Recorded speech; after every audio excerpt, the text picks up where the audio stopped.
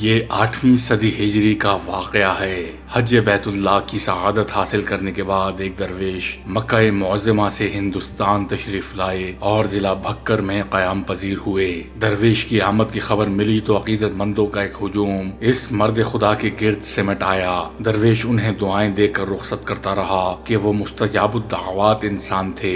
ان کی دعاؤں میں بڑی تاثیر تھی۔ وہ اندھیروں کی بستی میں اجالوں کے سفیر تھے اور عقیدت مند انہیں روحانی مسیحا کہہ کر پکارتے تھے۔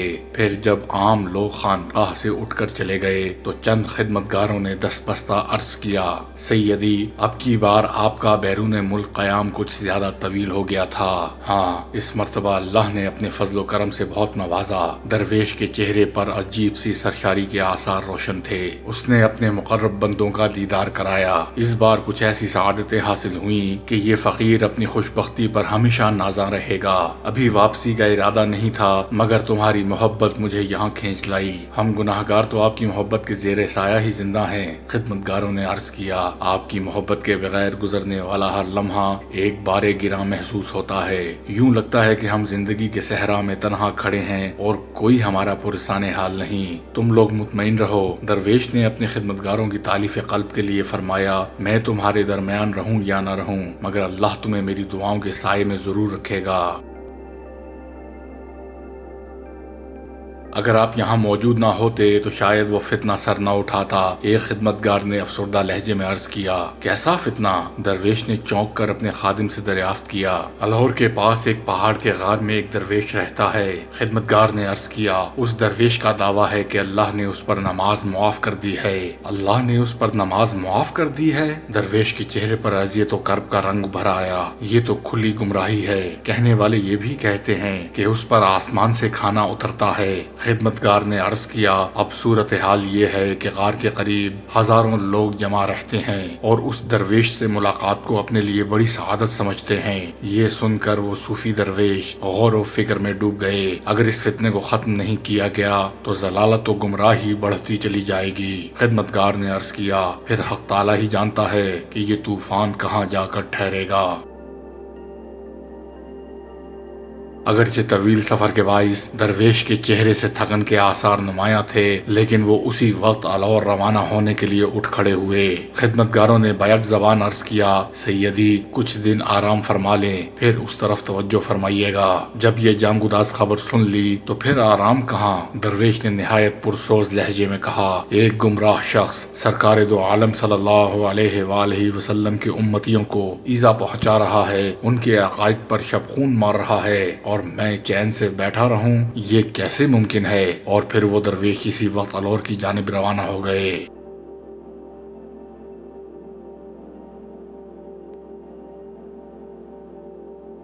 غار کے ایک گوشے میں بیٹھا ہوا شخص مسلسل دعوے کر رہا تھا کہ اس پر نماز معاف کر دی گئی ہے اور اس کی ضیافت کے لیے آسمان سے کھانا اترتا ہے۔ غیب سے کھانا برآمد ہونے کا منظر مقامی لوگوں نے اپنی آنکھوں سے دیکھا تھا، اس لیے درویش کی روحانی طاقتوں کا تاثر گہرا ہوتا جا رہا تھا۔ پہلے عوام اس کی طرف متوجہ ہوئے اور پھر خواص بھی اپنے دلوں میں عقیدت کے جذبات لیے ہوئے الہور کے غار کی طرف بڑھنے لگے۔ آخر بھکر کا درویش اس غار کے قریب پہنچا۔ وہاں عقیدت مندوں کا ہجوم تھا اور اس ہجوم میں عمراء بھی شامل تھے۔ آنے والے درویش سے ایک زمانہ آشنا تھا، اسے دیکھتے ہی لوگوں میں ہلچل سی مچ گئی۔ درویش نے لوگوں کے ہجوم کی طرف آنکھ اٹھا کر بھی نہیں دیکھا، وہ سیدھا اس شخص کے پاس پہنچا جو نئی روحانیت کا دعوے دار تھا۔ تم کیسے مسلمان ہو؟ گوشہ نشین شخص نے آنے والے درویش کو مخاطب کرتے ہوئے کہا، سلام کی رسم بھی ترک کر چکے ہو؟ میں نے آداب شریعت کو فراموش نہیں کیا مگر تجھ جیسے شخص کو سلام کرنا میرے نزدیک جائز نہیں۔ درویش کے لہجے سے جلال روحانی کا اظہار ہو رہا تھا۔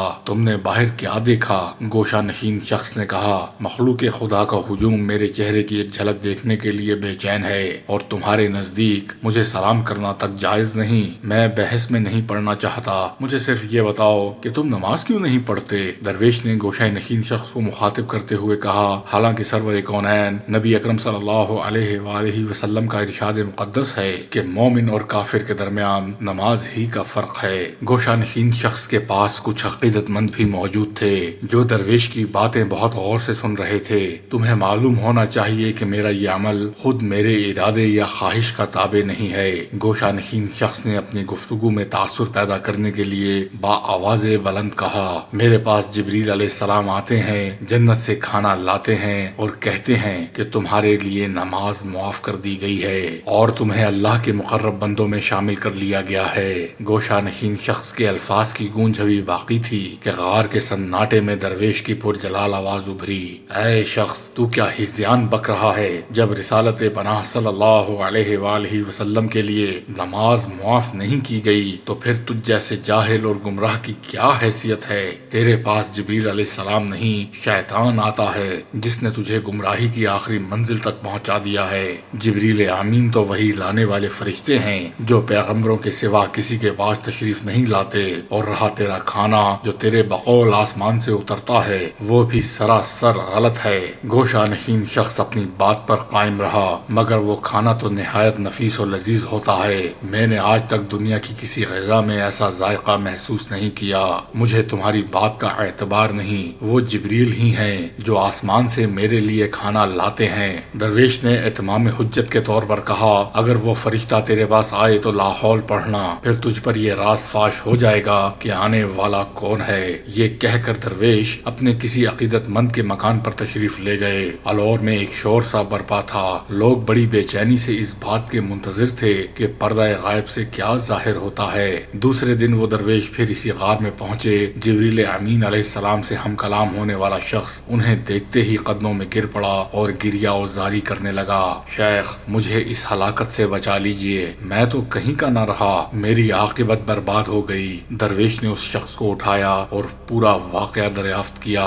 حسب دستور وہ فرشتہ کھانا لے کر آیا۔ گوشہ نشین زار و خطار رو رہا تھا، میں نے آپ کے کہنے کے مطابق لاحول پڑھی تو وہ فرشتہ غائب ہو گیا۔ میں کچھ دیر تک انتظار کرتا رہا کہ وہ دوبارہ نمودار ہو اور میں اس سے کچھ سوالات کر سکوں، مگر جب وہ بہت دیر تک اپنی اصلی شکل میں ظاہر نہیں ہوا تو میں نے بھوک سے بےتاب ہو کر اس کا لایا ہوا کھانا اٹھا لیا۔ وہ لذیذ غذا میرے ہاتھ میں آتے ہی غلاظت کا ڈھیر بن گئی جس سے میرے جسم اور کپڑے ناپاک ہو گئے۔ بس اسی وقت سے میں آپ کا انتظار کر رہا ہوں، خدا کے لیے مجھے اس عذاب سے نجات دلائیے۔ اگر اللہ کو تیری ہدایت منظور نہ ہوتی تو یہ فقیر کبھی اس طرف کا رخ نہ کرتا۔ درویش نے اس گوشہ نشین شخص کو تسلی دیتے ہوئے کہا، غنیمت ہے کہ ابھی تجھ پر توبہ کا دروازہ کھلا ہوا ہے، سچے دل سے اپنے خالق کی طرف رجوع کر، اگر خلوص نیت شامل ہو تو دنیا کا کوئی ایسا گناہ نہیں جو معاف نہ ہو سکے۔ حق تعالیٰ تیرے اندازوں سے بھی زیادہ غفور الرحیم ہے۔ اس درویش نے اس گوشہ نشین شخص سے توبہ کرائی اور تلقین کی کہ جس قدر نمازیں فوت ہو چکی ہیں ان کو قضا کے طور پر ادا کیا جائے۔ الور کے باشندوں نے بھی درویش کے دستے حق پرست پر توبہ کی جو اپنی بے خبری کے سبب اس گوشہ نشین شخص کے حلقہ عقیدت میں شامل ہو گئے تھے۔ اللہ نے جس مرد کامل کے ذریعے اس فتنے کو ختم کیا وہ مشہور بزرگ حضرت سید جلال الدین بخاری المعروف مخدوم جہانیہ جہاں گشت رحمت اللہ علیہ تھے۔